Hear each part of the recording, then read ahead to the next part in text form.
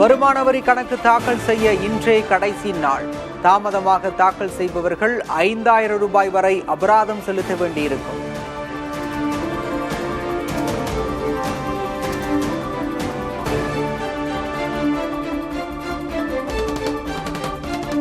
பேரறிஞர் அண்ணாவின் 117வது பிறந்த நாளையொட்டி முதல்வர் மு.க.ஸ்டாலின் மரியாதை.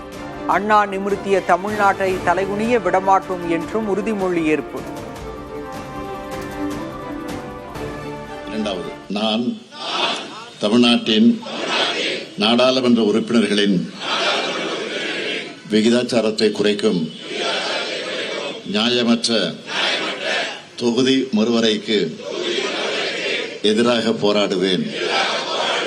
தமிழ்நாட்டை தலைகுனிய விடமாட்டேன் என உறுதி ஏற்கிறேன்.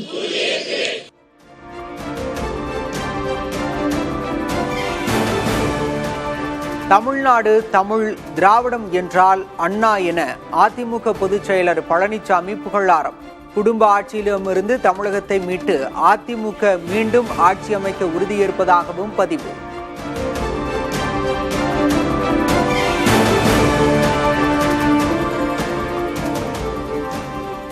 மறப்போம் மன்னிப்போம் என்ற அண்ணாவின் மொழியை பின்பற்ற அறிவுரை கூறிய செங்கோட்டையன்.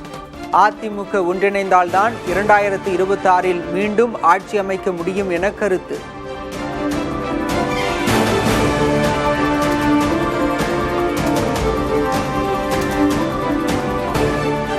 நம் இயக்கம் வலிமை பெறுவதற்கு, நம் இயக்கம் 2024 வெற்றி பெறுவதற்கு எல்லோரும் உறுதுணையாக இருந்த பணிகளை மேற்கொள்ள வேண்டும் என்று வேண்டுகோளை வைத்து விடைபெறுகிறேன். நன்றி, வணக்கம்.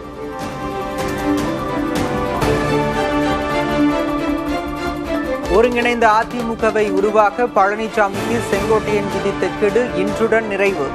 அவசர பயணமாக நாளை டெல்லி செல்கிறார் அதிமுக பொதுச் செயலர் பழனிசாமி.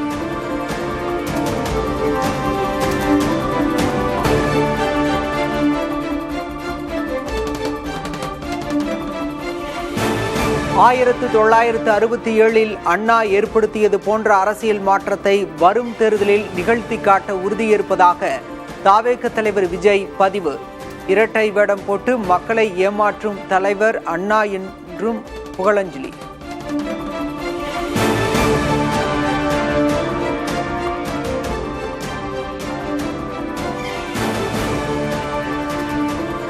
அரசியலில் அடையாளம் கிடைக்கவே திமுகவை விமர்சிக்கிறார்கள். விஜய் குறித்த கேள்விக்கு திமுக துணை பொதுச் செயலர் கனிமொழி பதில்.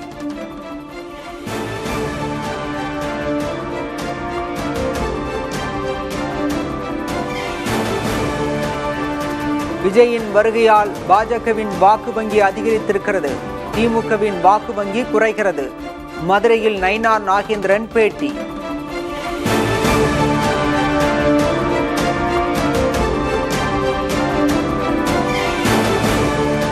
திமுக ஆட்சியில் முழுமையாக நிறைவேற்றப்பட்டவை 66 வாக்குறுதிகள் மட்டுமே.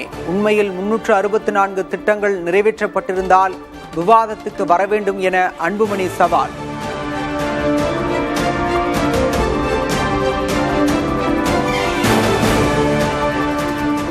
எழுதி வைத்து பேசுகிறவர்களுக்கும் இதயத்திலிருந்து பேசுகிறவர்களுக்கும் வித்தியாசம் உள்ளது. கோவை பொதுக்கூட்டத்தில் விஜயை விமர்சித்து சீமான் பேச்சு. மக்களுக்கான பிரச்சனையை எழுதி வச்சு படிக்கிறவங்க இதயத்திலிருந்து பேசுறவங்கடா. டே ஏண்டா என்ன என்ன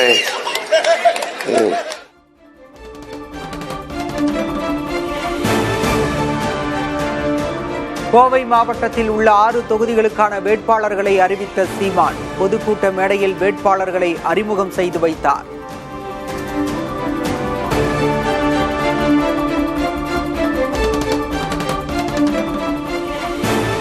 புரட்சி தமிழகம் கட்சி தலைவர் ஏர்போர்ட் மூர்த்தி மீது பாய்ந்தது குண்டர் சட்டம். விசிக பிரமுகர்களை கத்தியால் தாக்கிய விவகாரத்தில் நடவடிக்கை.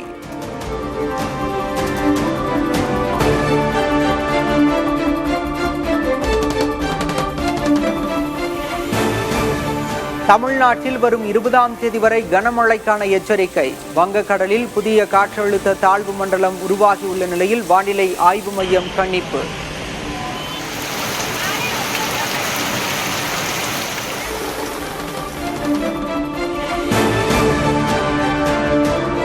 மேட்டூர் அணைக்கு நீர்வரத்து 15,000 கன அடியிலிருந்து 18,564 கன அடியாக அதிகரிப்பு. பாசனத்திற்காக 17,000 கன அடி தண்ணீர் வெளியேற்றம்.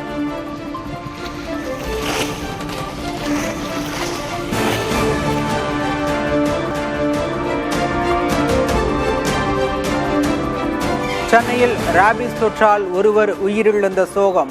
தொடரும் தெருநாய் பிரச்சினைக்கு தீர்வு காண மக்கள் வலியுறுத்தல்.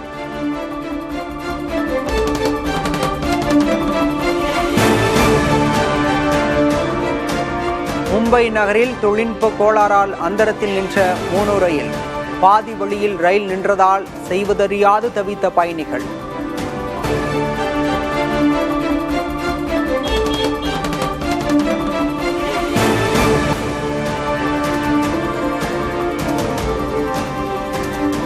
ஆசிய கோப்பை T20 கிரிக்கெட் தொடரில் பாகிஸ்தானை வீழ்த்தியது இந்தியா. 7 விக்கெட் வித்தியாசத்தில் அபார வெற்றி.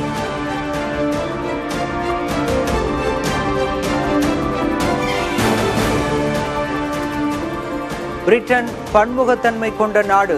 இங்கு பிளவுவாதத்தை அனுமதிக்க முடியாது. வன்முறை பிளவை ஏற்படுத்தும் குழுக்களுக்கு இடமில்லை என பிரிட்டன் பிரதமர் ஸ்டார்மர் உறுதி.